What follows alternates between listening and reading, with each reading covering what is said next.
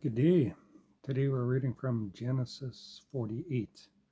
Jacob blesses Manasseh and Ephraim. One day, not long after this, word came to Joseph that his father was failing rapidly. So Joseph went to visit him, and he took with him his two sons, Manasseh and Ephraim. When Jacob heard that Joseph had arrived, he gathered his strength and sat up in bed to greet him.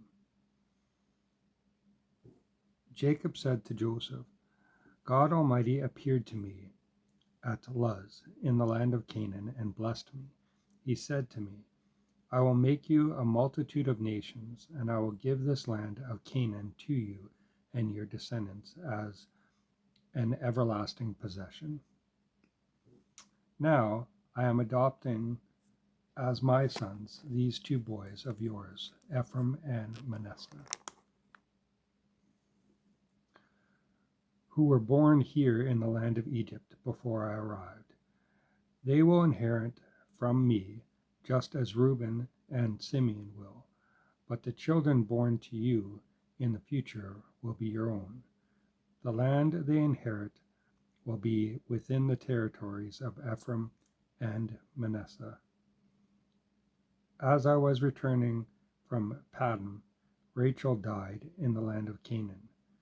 We were still on the way, just a short distance from Ephrath, that is Bethlehem. So with great sorrow I buried her there beside the road to Ephrath. Then Jacob looked over at the two boys. Are these your sons? He asked. Yes, Joseph told him. These are the sons of God has given me here in Egypt. And Jacob said, Bring them over to me, and I will bless them. Now Jacob was half blind because of his age and could hardly see. So Joseph brought the boys close to him, and Jacob kissed and embraced them. Then Jacob said to Joseph, I never thought I would see you again, but now God has let me see your children too. Joseph took the boys from their grandfather's knees, and bowed low to him.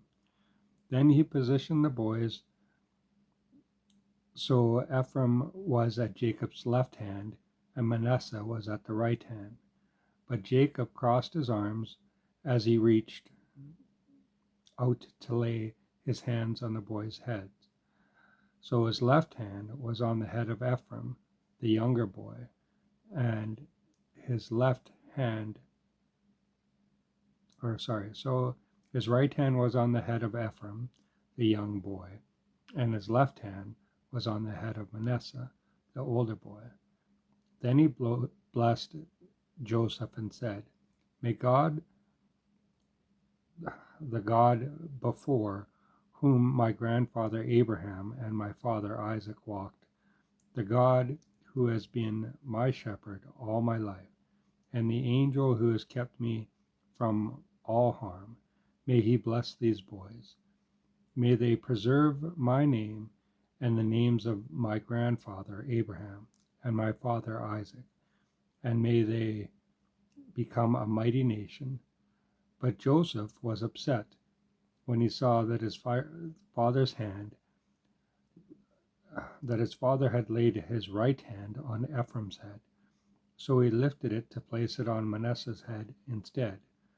No, father, he said, this one over here is older.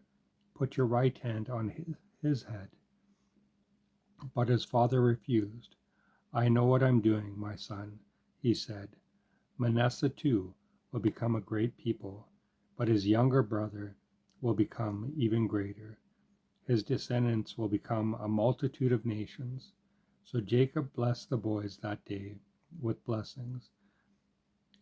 The people of Israel will use your name to bless each other. They will say, May God make you as prosperous as Ephraim and Manasseh. In this way, Jacob put Ephraim ahead of Manasseh. Then Jacob said to Joseph, I am about to die, but God will be with you, and you will bring and will bring you again to Canaan, the land of your ancestors, and I give you an extra portion beyond what I have given your brothers, the portion that I took from the Amorites with my sword and bow.